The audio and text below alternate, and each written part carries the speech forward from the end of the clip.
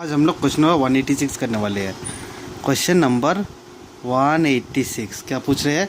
Which of the following statement is not true. तो false कौन सा है? फॉल्स कौन सा? Option 1, decorticate rigidity is greater than decerebrate rigidity. Decorticate rigidity is more than decerebrate rigidity. Option 2, writing reflex are absent in decerebrate animals. ठीक है, decerebrate animals में writing reflex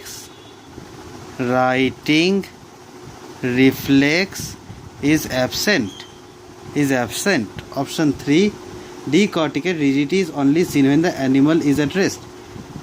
Decorticate rigidity is only during sleep.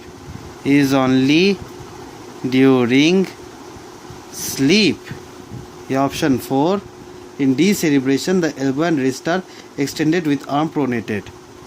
Decerebration में elbow and wrist are extended with arm pronated. Elbow and wrist are extended ठीक है ना, with arm pronated.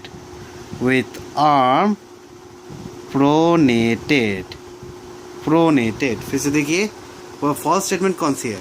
D कॉर्टिकेट rigidity डीसेरिब्रेट rigidity से ज़्यादा होती है। डीसेरिब्रेट एनिमल्स में राइटिंग रिफ्लेक्स एब्सेंट होती है। डी कॉर्टिकेट रिजिडिटी तुम्हारी स्लीप के दौरान ही दिखती है। या डी सेरिब्रेशन में एल्बो और रिस्ट तुम्हारी एक्सटेंडेड रहती है, आर्म प्रोनेटेड रह जा रही होती है। And the right answer is option 1। ठीक है ना, डी कॉर्टिकेट रिजिडिटी डीसेरिब्रेट रिजिडिटी से कम ही होती है। डी कॉर्टिकेट रिजिडिटी डीसेरिब्रेट रिजिडिटी से कम ही होती है। क्वेश्चन नंबर 187 देख रहे हैं। क्वेश्चन नंबर 187 क्या पूछ रहे हैं? Constituents of umbilical cord are all except. Constituent of umbilical cord are all except. Option 1, Wharton's jelly.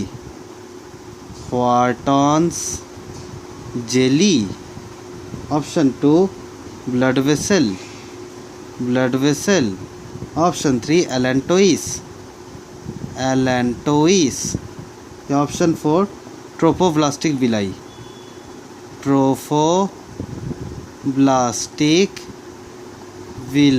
फिर से देखिए, constituent of umbilical cord are all except Wharton's jelly, blood vessel, allantois, trophoblastic villi. And the right answer is trophoblastic villi. Umbilical cord में तुम्हारी trophoblastic villi नहीं होती है। Question number 188 देखेंगे।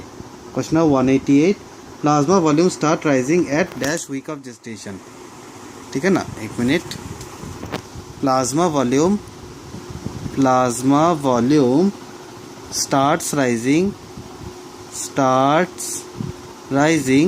Eight dash week. Option 1, 16. Option 2, 20. Option 3, 14 या option 4, 10. Plasma volume start rising at dash week, 16, 20, 14, 10 and the right answer is 10 week. Plasma volume start rising at 10 week. Question 189 देखेंगे। Placental barrier is form by all accept. Placental barrier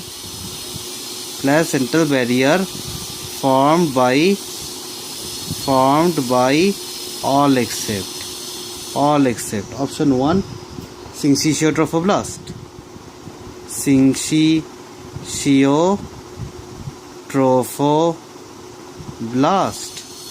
Option 2, cytotrophoblast.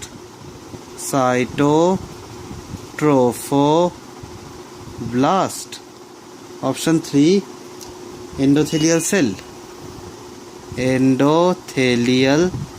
cell of fetus. Option 4, Decidua basalis.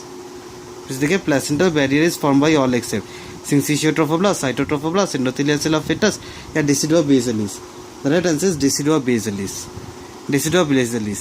Placental barrier को deciduous basalis नहीं बनाया करती है. Question number 190 देखेंगे. Question number 190, ठीक है ना. Clitoris is derive from. Clitoris is derived from.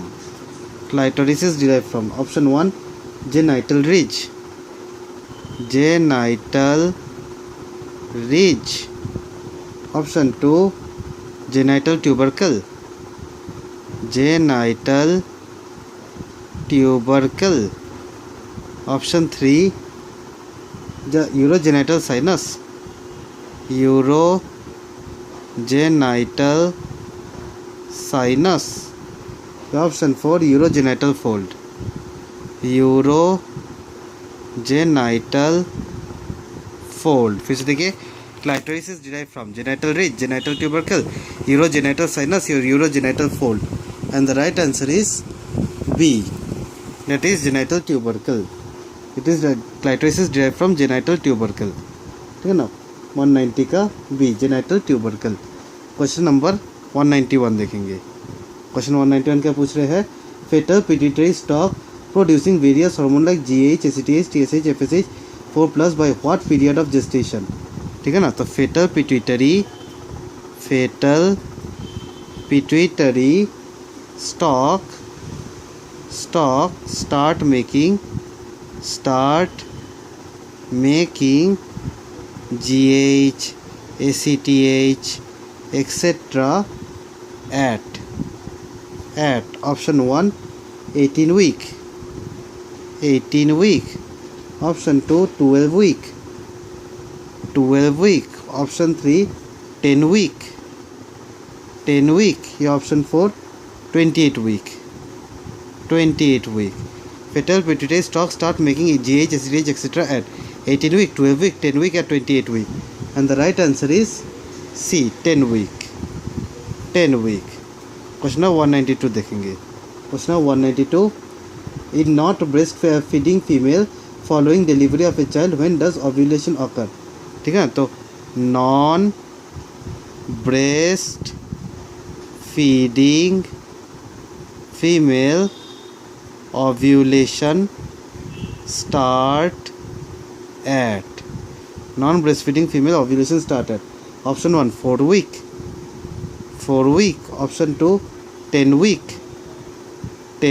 Option 3 18 week. Option 4 6 month. Non-breastfeeding female ovulation start at 4 week, 10 week, 18 week, 6 month.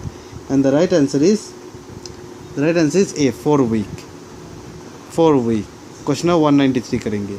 Question number 193, absolute indication of LSCS. Absolute indication of LSCS. Option 1 breach. Option 2 fetal distress.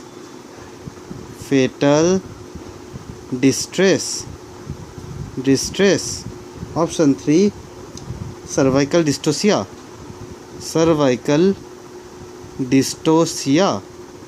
या option 4 previous history of rupture uterus.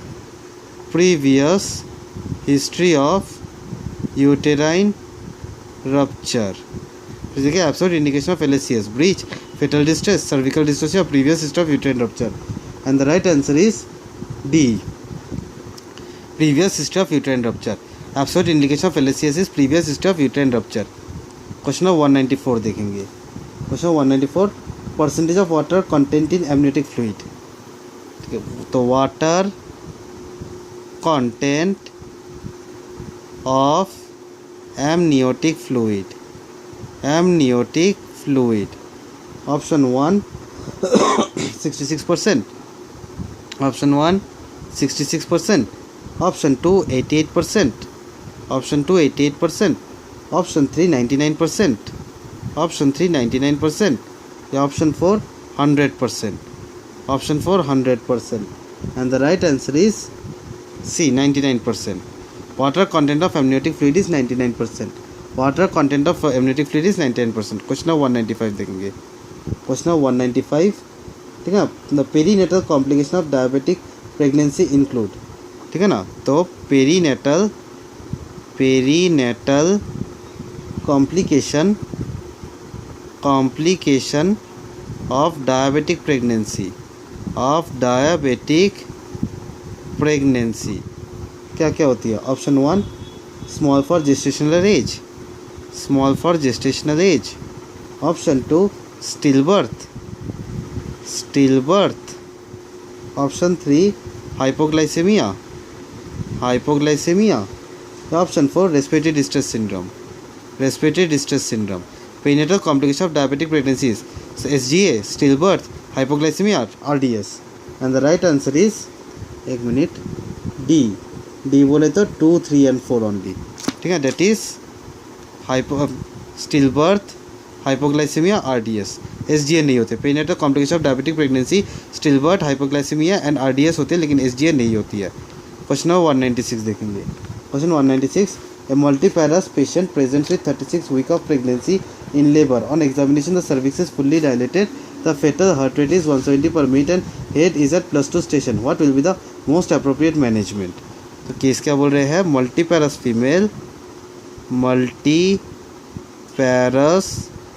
Female, ठीक है ना, with 36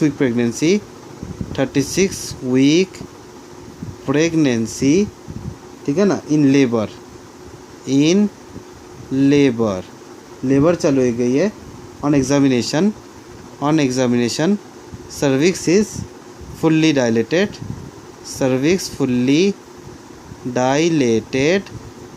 ठीक है ना, and fetal heart rate is 170 per minute,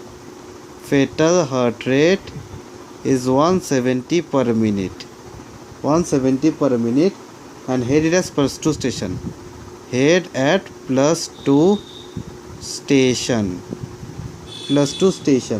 ठीक है। तो most appropriate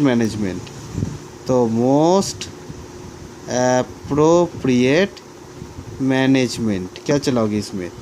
option 1 wait for normal delivery, option 1 wait for normal delivery, option 2 apply ventouse and deliver, option 2 apply ventouse and deliver, option 3 apply forceps and deliver, option 3 apply forceps and deliver, या option 4 perform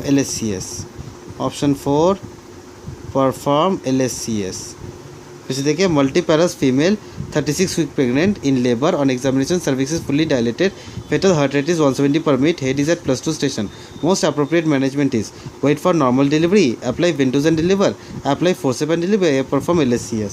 and the right answer is, एक minute, C बोले तो apply forcep and deliver, ठीक है ना। Question number 197 देखेंगे। Question number 197, ठीक है ना। एक minute, all of the following can lead to acute renal failure except, ठीक है ना, acute renal failure caused by all except, option 1 eclampsia,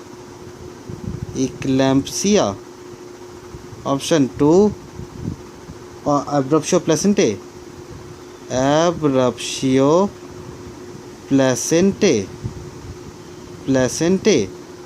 option 3 heart disease, या ऑप्शन 4 सेप्टिसेमिया। फिर देखिए, acute renal failure caused by all except eclampsia, abruptio placentae, heart disease या septicemia. And the right answer is C, heart disease. Acute renal failure heart disease से नहीं होती है, इक्लैम्सिया, abruptio placenta और septicaemia से हो ही सकती है। क्वेश्चन नंबर 198 देखेंगे। क्वेश्चन छोड़ देते हैं आज के लिए इतना ही। Thank you.